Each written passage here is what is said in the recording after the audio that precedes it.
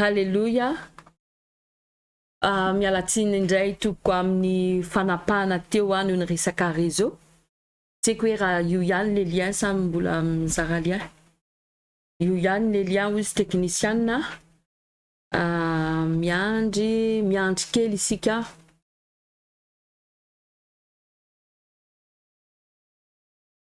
Miandry kely isika raha ok any aminareo any.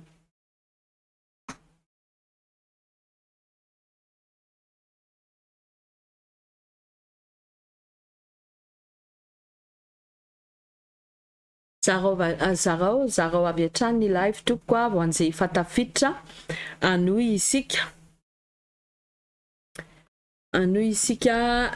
Teontsika no ny resaka momba ny teny fanekeny nataon'Andriamanitra tamin'i David. Teny fanekeny nataon'Andriamanitra tamin'i David ho an'izay tsy nahita dia hitantsika tao amin'ny Salame 89 andiny fa 4:30 ka hatramin'ny 1:30. Ao anatin'izany tenin'Andriamanitra hoe ny teny nahavoaka ny vavany tsy ho tsoahany mihitsiny. Ny fanekeko tsy ho tsoahako ozy izy ary ny nolazainy molotrako tsy ho vahako. Izany fanekeny nataon'Andriamanitra tamin'i David ary amintsika senao zanak'Andriamanitra, tsika senao nandray an Jesosy Kristy ho tompo sy mpamonjy ny fiainantsika dia zany koa ho ataon'Andriamanitra antsika. Eto ary dia manontany aminao, eritreretiny fa mbola ho avy ihany sika. Inona ny teny fikasany nomen'Andriamanitra anao? Inona ny promesse? Tamin'nisy fotoana ianao mivavaka ny fadianina tena hoe nitady an'Andriamanitra, misy teny fikasany ve nomeny anao? Nisy teny ve nomeny anao tao anatin'izany? Mety hoe tao anatin'ny fotoana ifadianao hany dia avy eo namaky baiboly dia io teny nomen'Andriamanitra anao. Na hoe ao anatin'izany mihaino toriteny ianao dia hoe io teny fikasany nomen'Andriamanitra anao. Na hoe misy profesia mihitsy avy amin'ny vavan'ny mpanompony izay nampiasain'Andriamanitra hoe io teny fikasany ho anao. Io teny io ve mbola tazominao ve hatramin'izao? Na ao anatin'ny sarotra, na ao anatin'ny mafy, mbola tazominao ve io teny io? Hitanareo resaka fanekeny ao anatin'ny fanekeny farafakely misy parti anankiroa. Raha tsika zanak'Andriamanitra dia entre atsika sy ny Jesosy ny fanekeny. Ny tenin'Andriamanitra amin'ny John 3:16 ahitantsika an'izany tsara. Mangataka amintsika raha mbola afaka zaraina ny live be da be ny olona mbola tsy tafaverina ao anatin'ilay live teo Hozy tenin'Andriamanitra amin'ny John 3:16 manao hoe fa toy izao ny tiavan'Andriamanitra izao tontolo izao ka nomeny zanany latokana mba tsy ho very izay rehetra mino azy fa anana fiainana mandrakizay. Toy izao ny tiavan'Andriamanitra an'izao tontolo izao nomeny zanany latokana, nomeny Jesosy Kristy anina maty ho antsika sy ianao, nameany ny ainany izy ho antsika sy ianao ary nisy ranolatsaka teo. Sacrifice zany nataon'i Jesosy. Hozy ny teny ao ambany manao hoe mba tsy ho very izay rehetra mino azy fa anana fiainana mandrakizay. Isika sy ianao izay nandray an Jesosy Kristy ho tompo sy mpamonjy ny fiainantsika dia misy fanekeny nataontsika amin'Andriamanitra amin'izany. Amin'ny alalany fifandraisan'i Jesosy Kristy ho tompo sy mpamonjy ny fiainantsika. Misy fanekeny eo zany. Dia rehefa Jesosy ny tonga raha jerevantsika koa ny tenin'Andriamanitra ao Matthieu 5:17 milaza Jesosy hoe tsy tonga izy, aza ataonareo fa tonga aho andrava ny lalàna na ny mpaminany. Tsy tonga aho andrava fa anatateraka. Zany hoe zay rehetra, teny rehetra nalefan'Andriamanitra, teny fikasany promesse rehetra nalefan'Andriamanitra, tsy tonga Jesosy andravan'izany. Fa tonga izy anatateraka. Zany anjara antsika sy ianao zanak'Andriamanitra atsika sy ianao. Jerevantsika koa ao anatin'ny Efesiana 1:3.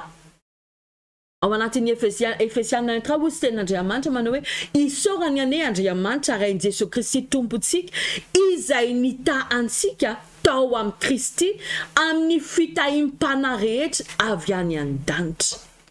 Zany hoe ny zavatra rehetra ilaintsika sy ianao efa notahin'Andriamanitra an'izany isika sy ianao. Finoana sika sisa no andraisantsika an'izany fitahiana zany. Revo Andriamanitra name sy Andriamanitra mihitsy no akane izy indray. Name antsika sy ianao izy fa anjarantsika sy ianao mila mahay mandray an'le izy. Name atsika izy fa mahay izy ianao mandray. Fa alohan'ny andraisanao anazy, inona ary no araisinao? Mila fantatrao inona nomen'Andriamanitra anao. Mila fantatrao aloha zany inona nomeny anao vo afana mandray an'le izy ianao. Raha tsy hainao inona nomeny anao dia tsy ho afaka mandray. Mila fantatrao inona le izy. Ka be da be isika mipiray mandovy miaraka amin'ny Jesosy Kristy hozy tenin'Andriamanitra. Tsy miandra antsika tonga any an-danitra vo manjaka fa aty eto amin'ity tany ity.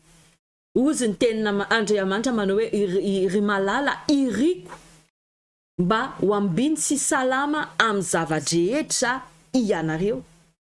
Zavatra rehetra napina tahaka ny fanambinan'ny fananareo.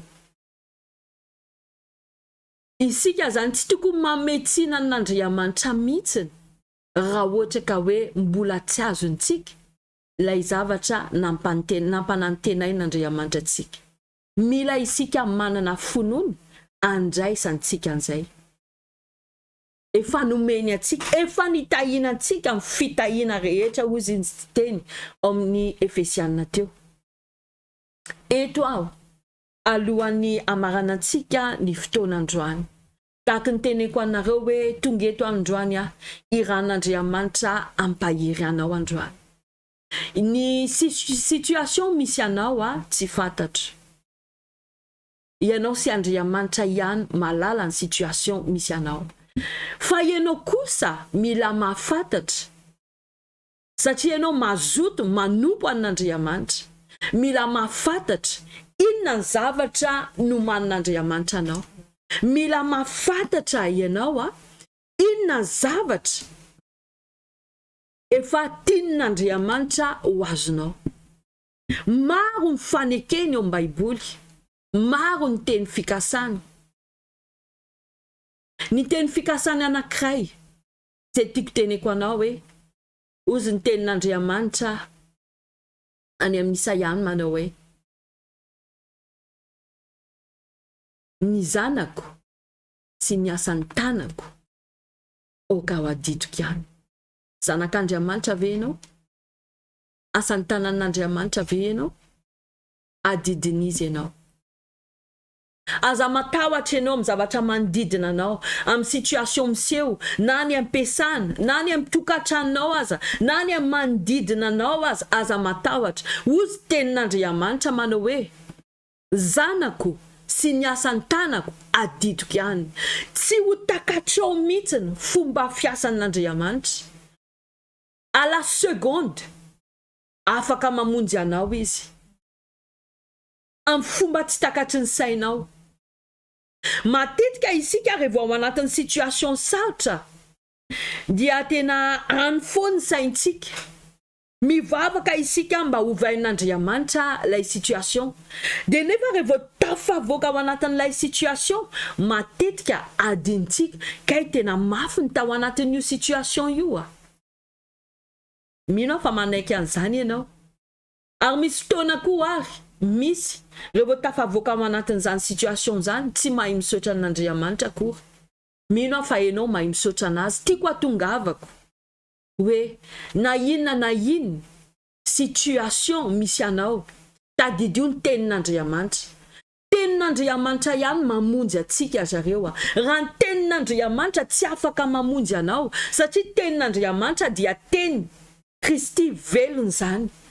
Raha tenin'Andriamanitra tsy afaka mamonjy anao, tsy afaka manova ny fiainanao, tsy misy nizana izy afaka anova ny fiainanao. Tenin'Andriamanitra tena mahery, tena puissant.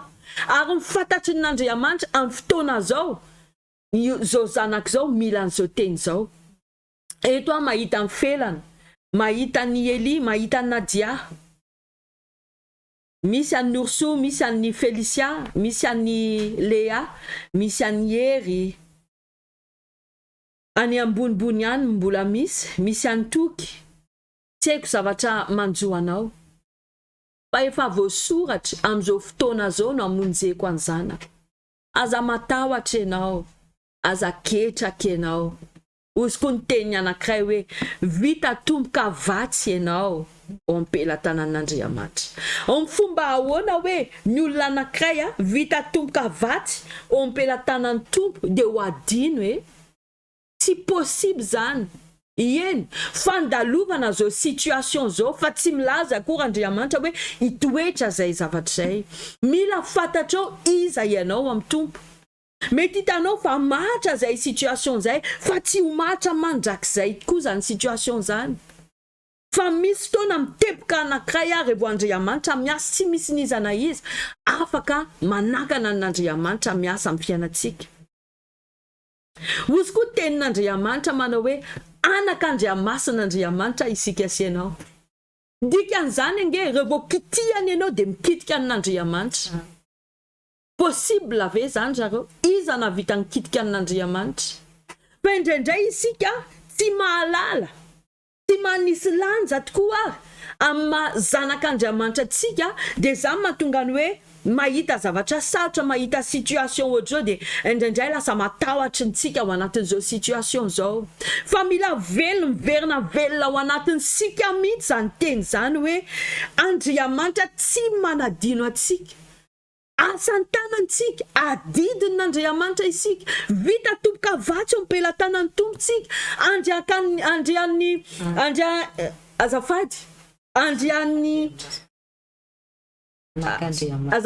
anak'Andriamasin'Andriamanitra isika asianao.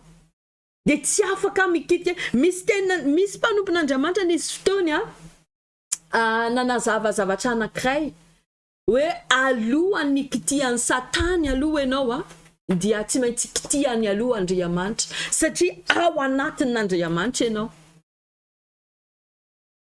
Dia possible ve zany? Zany hoe raha ohatra ka hoe izay zavatra mitranga amin'ny fiainantsika mety possible isika asianao name accès an'ny Satany mba hiasa. Fa zany fotoana zany ozy Paul atao raha namaky tsara itsika avelako ny eo aoriany zavatra efa lasa. Avelao raha ohatra ka hoe nanokatra varavarana ianao mahatonga anao amin'izao situation zao amin'izao fotoana zao manapa-hevitra ianao. Manapa-hevitra avelako zany manapa-kevitra miverina manompo an'Andriamanitra azoto manompo anazy dia hiady hoa io dadaka io. Tsy manary zanaka zany n'Andriamanitra. Za miteny amintsika jamais izy manary. Ien mety hoe fotoana sarotra fa à la dernière seconde mavita mamonjy izy. Ny fahefany rehetra dia ho aminy, ny heriny rehetra dia ho aminy. Nandeha Jesosy Kristy nakany lakile amin'ny fahafatesana. Inona ny zavatra atahoran'ny olona lehibe indrindra eto amin'ity tany ity? Fahafatesana, marina sa tsy? Raha ny tena marina nge zareo ny olona tsy matahotra ny Covid nge, fa matahotra ny fahafatesana. Sa tsy marina zany? Tsy Covid natahoran'ny olona, fa ilay fahafatesana mety ny hitaritiny ao ambadiky n'ilay aretiny. Tsy Covid natahoran'ny olona fa fahafatesana. Na dia izany aza ozy tenin'Andriamanitra dia ompela tanan'i Jesosy zany. Inona tsony zareo natahorantsika? Mivereny ianao. Oka ianao miverina se positionner antenanao ao anatin'ny Kristy. Oka ianao miverina se positionner anao miaraka amin'ny dadanao any an-danitra. Avelao zay efa lasa ny décision nalainao mety mahatonga anao amin'ny situation anao amin'izao fotoana izao avelao efa lasa iny. Manapa-hevitra androany. Anaraka tanteraka an'Andriamanitra. Fa miaratsy nge zareo zao tontolo zao miaratsy. Zao ady zao nge tsy te ampitahotra anareo Zao ady zao nge ny olona miatrika an'izany amin'izao fotoana zao tena mafy. Mandeha zareo mitady toerana mba hoe hialoka. Satria ao amin'ny efa tsy sécurité tsony misy missile alefan'zareo tsy maintsy mandeha mipetraka souterrain. Dia revo mandeha any zareo tsy may amin'ny fomba ahoana mandeha tsy manomboka zao ny ady tsy fantatry ny zareo rovina hiafara io ady io. fantatra ny fiatomboany fa ny fiafarany tsy hay andeko izy mety mananjanaka manambady tsy afaka mitona ny entanao ange ianao e tsy afaka mitona itondra sakafo kely ianao matra firy andro io ao anatin'io mamelo mafy ny covid situation ohatrao miara-miazakazaka ny olona mitady toerana mba hiafiny tsy misy distanciation sociale tsony zao eo manjaka ny areta ny eo ny olona dia hiaro iainanao ve zany situation zany amin'izao fotoana zao tsy iainantsika senao zany fa misy olona any amin'izao fotoana zao tsika miteny zao miaina ao anatin'izany Andriamanitra nefa ao anatin'izany mamangy atsika senao miaratsy miasatra zao tontolo zao mamangy atsika izao aiza ianao anaka amin'izao fotoana zao mbola variana ve ianao mbola variana ve ianao sa tonga saina ianao amin'izao fotoana zao verina anompo tonga saina ianao amin'izao fotoana zao dia azoto manompo satria ho akaikin'Andriamanitra ihany misy mifamonjena atsika senao ary efa nyteny izy na dia zany rehetrarehetra zany aza hitranga isika senao dia ho arovana fa mila zany isika ao anatin'ilay tombon'Andriamanitra vao arovana fa raha mbola varianany amin'izao tontolo zao mbola ao anatin'ny tombon'ny Satana efa miteny foana isika na ao amin'Andriamanitra na ao amin'ny Satana tsy misy ny ampovoany zay ampovoany hoe ray tongotra eto atao ohatr'izao ray tongotra eto dia farany hoe silaka aizy nisika izao tongotra roa miaraka amin'ny Jesosy ialao mihitsy zao tontolo zao fa tsy zavatra mahasoa itondran'izao tontolo zao atsika mampafantatra antsika Andriamanitra zavatra misy amin'izao tontolo zao isaoran'Andriamanitra misy ny réseaux sociaux ahafantaranao sy andraisanao vaovao inona ny zavatra mitranga mba tena atakatra ianao hoe aiza hoe isika asianao ao amin'ny apokalypsy amin'izao fotoana zao efa hiverina tsy ely Jesosy oka zao kilalao zao milalao amin'Andriamanitra amin'izao hariva izao mihaino tenin'Andriamanitra tonga sainy dia avy eo indray mandeha mijery Facebook na hoe manao zavatra hafa dia miverina indray le fanahy zao tontolo zao verina indray ny faratsiana raha pitso maraina indray mifo maraina amin'ny dimy sasany hifonina n'Andriamanitra mivavaka aminazy mametraka ny andro ampelantanany tonga dia avy eo indray rehefa vita mivavaka dia ataoko ihany ataoko arriva indray verina hivavaka oka zao kilalao zao zareo ndao tena tapao tsara ny hevitrao manara-dia an Jesosy tanteraka efa miaratsy izao tontolo zao zay ny afatra nomen'Andriamanitra omeko atsika sianao tsy manadino atsika zanany izy fa isika sianao mila mahay se positionner hoe isika zanak'Andriamanitra dia miaraka aminazy mialaka aminazy sika manatateraka ny teny manompo anazy amin'ny fazotony isika manao amparantsika izy kosa ny teny hoe izy koa no hanao amparany tsy hotsoahany mihitsy no izy teny ny fanekeny nataony amintsika ny zavatra ny navoaka ny vavany ozy izy tsy ho alaina intsony zany anjarantsika sianao mahomby miaraka amin'Andriamanitra voary miaraka amin'Andriamanitra mandresy miaraka aminazy efa misy toerana tsara no manao atsika fahoriana vetivety kely efa fifaliany be mandrakizay miaraka aminazy tahin'Andriamanitra isika mino fa nakasika anao na le tapaka azany live be da be tsy tafaverina teo fa ianao zay nahatratra amin'ny farany ianao zay nitady ho vanginin'Andriamanitra ianao mino tsy ho raraka amin'ny tany zao fa tena mampiatrehatra atsika sianao mihitsy zao valiny andro iainantsika amin'izao fotoana zao mba hiverenantsika tanteraka amin'Andriamanitra mba azoto amin'ny fampony ary anompo an'Andriamanitra indrindra tsy tahaka n'izay tiako tsy tahaka n'izay tianao fa tahaka lay tiany tahaka natsonantsika sianao ao anatin'ny planiny tanteraka mino fa anatanteraka an'izany isika sianao ary vao miverina izy iteny amintsika hoe mpanompoka tsara midira amin'ny fifalian'ny tomponao alohan'ny isarantsika omeko an'ny ravavy Aurelia fitenenana izy no hitarika antsika ao anatiny vavaka farany andeha anatrik'alina isika amin'izao fotoana izao dia hivavaka ho antsika izy. Alleluia. Sandratarany teo anao dia andaontsika hivavaka. Rahay amin'izao fotoana izao dia mankasitraka anao zay any amin'ny fotoana nafinahitra lalovana teto amin'ny fanatrianao androany. Misaotra anao voalohany indrindra tompo satria eto anivinay ianao ary nandefa teny ianao zay nampahery anay indray androany, nanangana anay indray indrindra nanova ny fomba fijeriny indray androany.